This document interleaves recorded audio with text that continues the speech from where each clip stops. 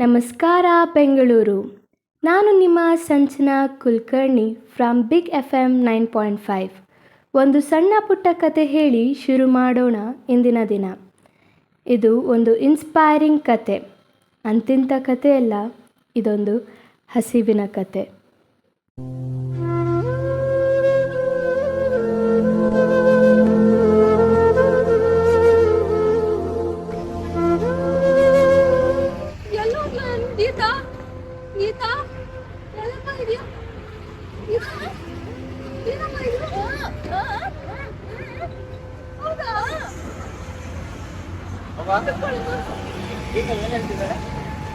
ನಿನ್ ತಂಗಿ ನಮ್ಗೋಸ್ಕರ ಊಟ ತಂದಿದ್ದಾಳಪ್ಪ.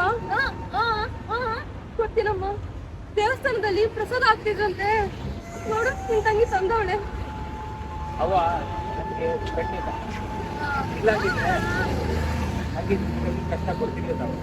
ಹಾಗೆ ಹೇಳ್ಬೇಡ ಪುಟ್ಟ, ನನ್ಗೂ ವಯಸ್ಸಾಯ್ತು, ನನ್ಗೂ ನಡೆಯಕ್ ಆಗಲ್ಲ. ಸರಿ ಬಿಟ್ಟು ಹೋಗೋಣಪ್ಪ.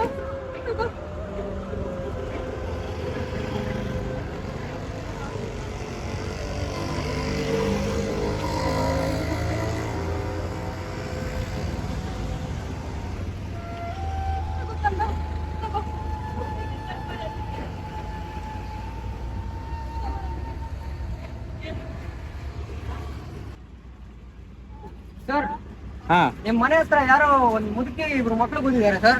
ಹೌದಾ? ಎದ್ದು ಆಚೆ ಹಾಕ ನನ್ನ ಮಕ್ಕಳನ್ನ. ಹೌದಾ ಸರ್?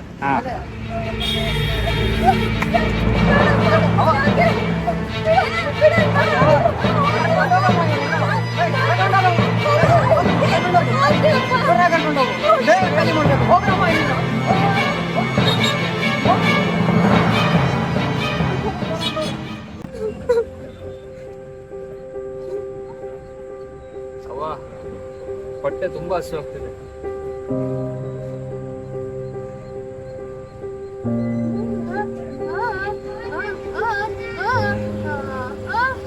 ಅಕ್ಕ ಯಾವಾಗ್ಲೂ ಬರಕ್ಕಾಗಲ್ಲ ಪುಟ್ಟ. ಅವಳು ಕೆಲ್ಸಕ್ಕೆ ಹೋಗ್ತಿದ್ದಾಳೆ. ಇಲ್ಲಿದ್ರೆ ನಮ್ಮ ನೋಡಕ್ ಬರ್ತಿದ್ಲು. ಅವ್ವ, ನಾನು ನಿಮ್ಮಿಬ್ರು ಚೆನ್ನಾಗಿ ನೋಡ್ತಿದ್ದೆ. ನನ್ ಕಣ್ಣಿದ್ರೆ ಇಬ್ರು ಚೆನ್ನಾಗಿ ನೋಡ್ತಿದ್ದೆ. ಹಾಗೆ ಹೇಳ್ಬೇಡ ಪುಟ್ಟ, ನಿಮ್ಮಪ್ಪ ಕುಡ್ಕ. ಇದನ್ನ ನೋಡಿ ನಿಮ್ಮ ಅವ್ವ ಬಿಟ್ಟೋದ್ಲು. ಅವಾಗಿಂದ ನಿಮ್ಮಿಬ್ರು ನಾನೇ ಸಾಕ್ತಿದ್ದೀನಿ. ಏನ್ ಮಾಡ್ಲಿ?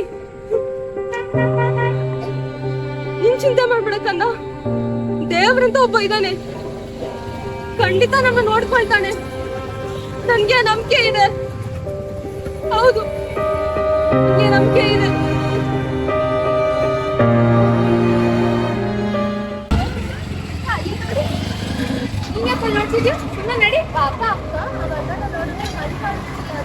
ನಿಂಗ್ಯಾಕೆ ಸುಮ್ಮನೆ ನಡಿ. ಬೆಳಗ್ಗೆ ಊಟ ಮಾಡಿಲ್ಲ ಪುಟ್ಟ. ಹೊಟ್ಟೆ ತುಂಬಾ ಸೊತ್ತೈತೆ. ಚಿಂತೆ ಬೇಡ, ನನ್ನ ಹತ್ರ ಹೋಗ್ತಾ ಇದ್ದೀನಮ್ಮ.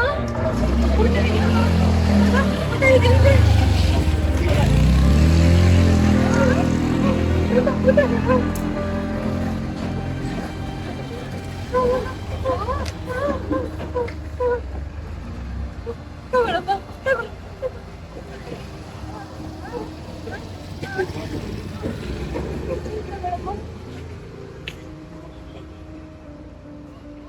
ತಗೊಳಪ್ಪ, ಹೊಟ್ಟೆ ತುಂಬಾ ತಗೋತೀನಪ್ಪ. ತಗೊಳಮ್ಮ.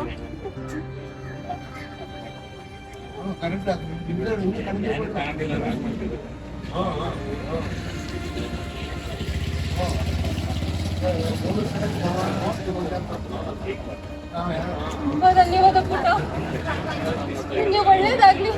ಸರಿ, ತುಂಬಾ ಧನ್ಯವಾದ ಪುಟ್ಟ. ಮುದ್ದು ಮಗಳು ಶುರುವಾಯಿತು ಅಪ್ಪ ಮಗಳ ಪ್ರೀತಿ. ಏನಿದು ಆಶ್ಚರ್ಯ? ಬಾಕ್ಸ್ ಖಾಲಿ ಆಗಿದೆ. ಖಾಲಿ ಆಯ್ತಲ್ವಮ್ಮ, ಬಿಡು. ಅಮ್ಮ, ನಿಮ್ ಮಗ್ಳು ಏನ್ ಮಾಡಿದ್ದು ಗೊತ್ತಾ? ಅಲ್ಲಿ ರೋಡಲ್ಲಿ ಇರೋ ಜನರಿಗೆಲ್ಲ ನೀವ್ ಕೊಟ್ಟಿದ್ದು ಊಟ ಕೊಟ್ಲು. ನೀನೇ ಊಟ ಕೊಟ್ರೆ ಹೀಗೆ ಎಲ್ರಿಗೂ ಕೊಡ್ತಾ ಇರ್ತೀಯಾ?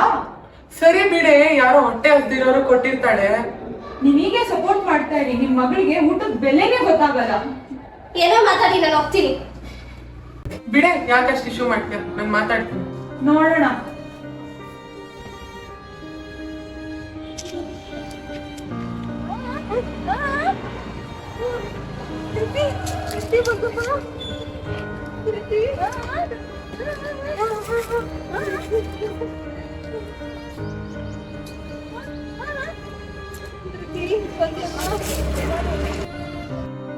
ನಾನು ಹಾಸ್ಟೆಲಲ್ಲಿ ಇದ್ದೀನಮ್ಮ. ಈ ತಿಂಗಳು ಸಂಬಳ ಬಂದ ತಕ್ಷಣ ನಾನು ಹೊಸ ಮನೆ ತಗೋತೀನಿ. ಹೌದು, ನನ್ಗಂತ ಸ್ವಂತ ಯಾರಿಲ್ಲ, ನೀವೇ ನನ್ನ ಫ್ಯಾಮಿಲಿ. ನಾನು ನಿಂಗೆ ತುಂಬಾ ಕಷ್ಟ ಕೊಡ್ತೀನಲ್ವಾ ಮಧುರತಿ. ಹಂಗೆಲ್ಲ ಏನಿಲ್ಲಮ್ಮ, ನೀವು ಊಟ ಮಾಡಿ, ನಾನು ನಾಳೆ ಬಂದು ನೋಡ್ತೀನಿ. ಸರಿ ರುತಿ, ಹುಷಾರಾಗಿ ಹೋಗ್ಪಾಪಮ್ಮ.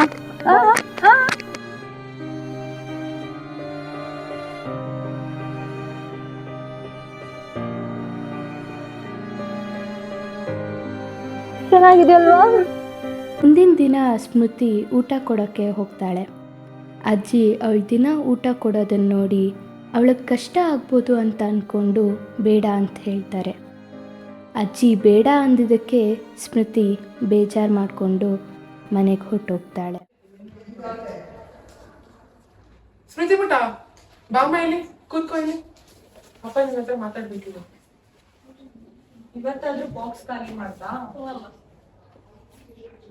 ನೋಡ್ ಮಗಳೇ, ನಾನ್ ಚಿಕ್ಕವನಿದ್ದಾಗ ಒಂದೊಂದು ಊಟಕ್ಕೂ ಪರದಾಡ್ತಿದ್ವಮ್ಮ. ಒಂದ್ ಹೊತ್ತಿಗೆ ಗಂಜಿನೂ ಸಿಗ್ತಾ ಇರ್ಲಿಲ್ಲ. ಸ್ಕೂಲಲ್ಲಿ ಏನಾದ್ರೂ ಈ ತರ ಊಟ ಇದ್ರೆ ಊರೇ ಬರ್ತಾ ಇತ್ತಮ್ಮ. ನಾವು ತುಂಬಾ ಕಷ್ಟಪಟ್ಟಿದೀವಿ. ಆದ್ರೆ ನೀನ್ ಅದೃಷ್ಟ ಮಾಡಿದ್ಯಮ್ಮ. ನಿಮ್ಮಮ್ಮ 3 ಹೊತ್ತು ನಿಮ್ಗೆ ಇಷ್ಟ ಆಗಿರೋ ಊಟನೇ ಮಾಡಿ ಹಾಕ್ತಾ ಇದಾರೆ. ನೀನ್ ಇದಕ್ಕೆ ಸ್ವಲ್ಪ ಆದ್ರೂ ಕೃತಜ್ಞತೆ ಇರ್ಬೇಕು ನಿಮ್ಗೆ. ಸರಿ ಅಪ್ಪ, ಹಿಂಗೆ ನಾನು ಫುಡ್ನ ವೇಸ್ಟ್ ಮಾಡಲ್ಲ. ಸರಿ ಮಗ. ನೋಡಿದ್ರಲ್ಲ ಗೆಳೆಯರೇ, ಈ ಭೂಮಿಯಲ್ಲಿ ಊಟದ ಬೆಲೆ ಗೊತ್ತಿಲ್ಲದೆ ಇರೋರು ಇದ್ದಾರೆ, ಹಾಗೆ ಊಟಕ್ಕಾಗಿ ಕಷ್ಟಪಡ್ತಿರೋರು ಇದ್ದಾರೆ. ಜೀವನದಲ್ಲಿ ಯಾವ ಕೊರತೆ ಬೇಕಾದರೂ ಇರ್ಬೋದು, ಆದರೆ ಊಟ ಅಂತ ವಿಚಾರ ಬಂದರೆ ಅದು ಎಲ್ಲ ಜೀವರಾಶಿಗಳ ಹಕ್ಕು.